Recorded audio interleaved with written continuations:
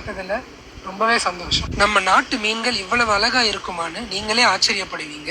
இந்த மீனோட அறிவியல் பெயர் அப்பலோகீலஸ் லீனியேட்டிஸ்.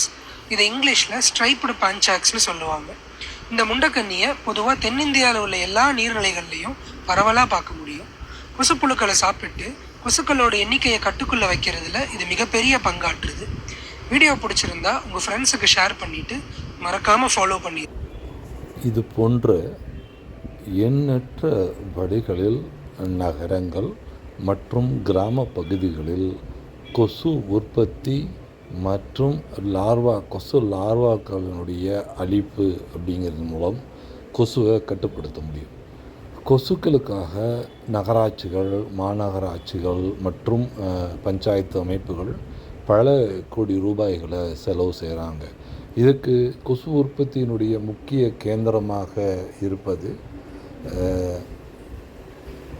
கால்வாய்கள். கொசு உற்பத்தியின் முக்கிய இடங்களாக இருப்பது சாக்கடைகள், திறந்த சாக்கடைகள், பொதுவெளிகள் தேங்குகிற மழைநீர் சாக்கடை நீரோடு கலந்து தேங்குவது, குட்டை போல தேங்குவது, சாக்கடை ஓடி செல்லாமல் ஒரே இடத்தில் தேங்கி நிற்பது, அதில் மக்கள் குப்பைகளை போடுவது, பல நாட்கள் அந்த தண்ணீர் தேங்குகிற பொழுது அங்கே கொசு முட்டைகள் இட்டு அது லார்வாக்களாக பெருகி அது மீண்டும் கொசுக்களை தொடர்ந்து உற்பத்தி செய்து கொண்டே இருக்கிறது.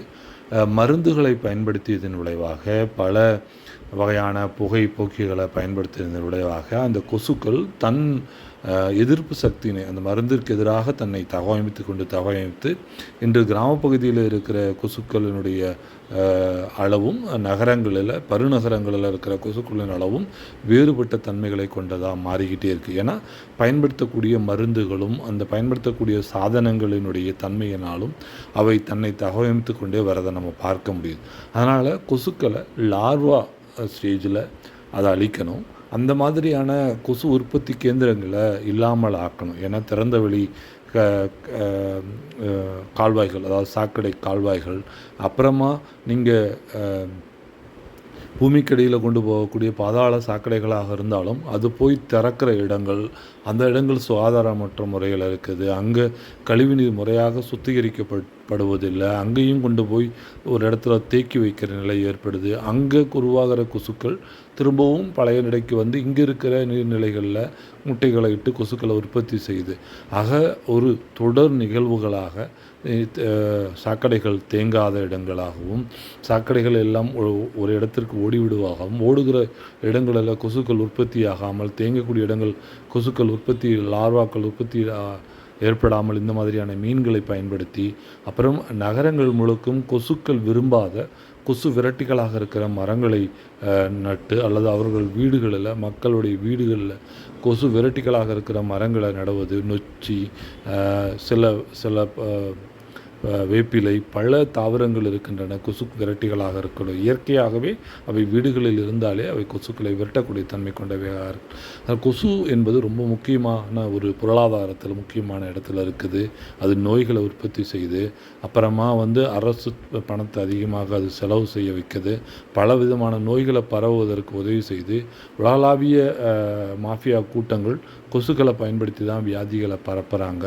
அதுக்கப்புறமா இப்போது ஏர்போன் டிசீஸாக மாற்றுறாங்க பல வியாதிகளை, வைரஸ்களை. அதனால் கொசுவை முதல்ல கட்டுக்குள்ளே கொண்டு வந்தாலே, பிற நாடுகளில் சீதோஷ நிலை வேறு வகையாக இருக்கிறதுனால அங்கே கொசுக்கள் வாழ முடியறதில்லை. இந்தியா எல்லா உயிரினங்களும் வாழ தகவமைப்பு கொண்ட நாடு என்பதாலும், சாலையில் படுத்து உறங்க முடியக்கூடிய வெப்பநிலையை கொண்ட நாடு என்பதாலும் கொசுக்கள் உருவாகும், அது வளரும். அதனால் அது உற்பத்தி ஆகிற இடங்களை எல்லாத்தையும் அழிச்சிட்டு அவற்றை விரட்டிகளை உருவாக்கி மக்களுக்கு நல்ல ஒரு சீதோஷண நிலையோடு கூடிய ஒரு இடத்தை உருவாக்கணும். கொசுக்கள் இல்லாத பகுதிகளில் கொசு விரட்டிகளை, உலகளாவிய கொசு விரட்டிகளை, பெருநிறுவனங்கள் கொடுக்குற கொசு விரட்டிகளும் கொசுக்களை தகவமைப்பு வைக்குது. புதிய நிறுவனங்கள் புதிய கொசு விரட்டிகளை கொண்டுகிட்டு வந்துக்கிட்டே இருக்கிறாங்க. அந்த மாதிரியான நிலைக்கு போவது என்பது மக்களுடைய பொருளாதாரத்திற்கும் அது பங்கம் விளைவிப்பதாக இருக்கிறது. அதனால் கொசுக்களை உற்பத்தியை தடுக்கணும், கொசுக்கள் உருவாகிற இடங்கள் இல்லாமல் ஆக்கணும். அப்புறம் இயற்கையான முறையில் கொசு விரட்டிகளை அவங்க வீடுகளில் வாய்ப்புள்ளவர்களும் அரசும் அந்த நிறுவனம் அந்நிய நிறுவன அந்நிய மரங்களை தவிர்த்து விட்டு நம்முடைய சொந்த மரங்களை இதை குறித்து ஒரு ஆய்வை மேற்கொண்டு நம்மளுடைய உள்நாட்டு மரங்களை வளர்க்குறதுக்கும் நிழலுக்கும் கொசுக்களை விரட்டுவதற்கும் பயன்படுத்தணும்னு கேட்டுக்கிறேன். எளிதில் கொசுக்களை எல்லா இடங்களிலும் கட்டுக்குள்ளே கொண்டு வரக்கூடிய வாய்ப்புகள் அரசுக்கு இருக்குது.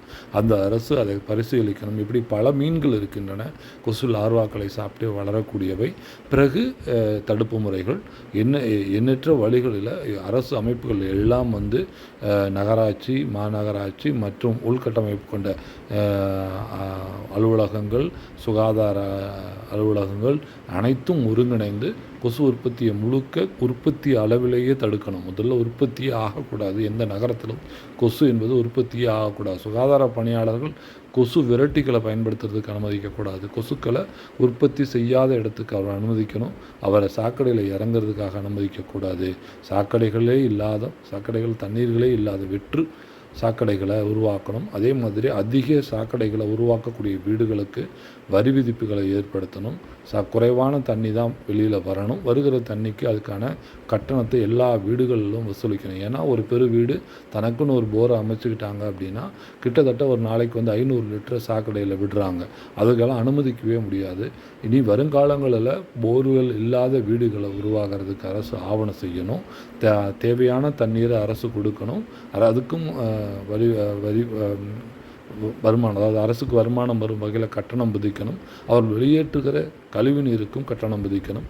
அந்த கட்டணங்கள் அடிப்படையில் சுகாதார பணியாளர்களுக்குள்ளேய வருமானத்தை அரசு தரணும்.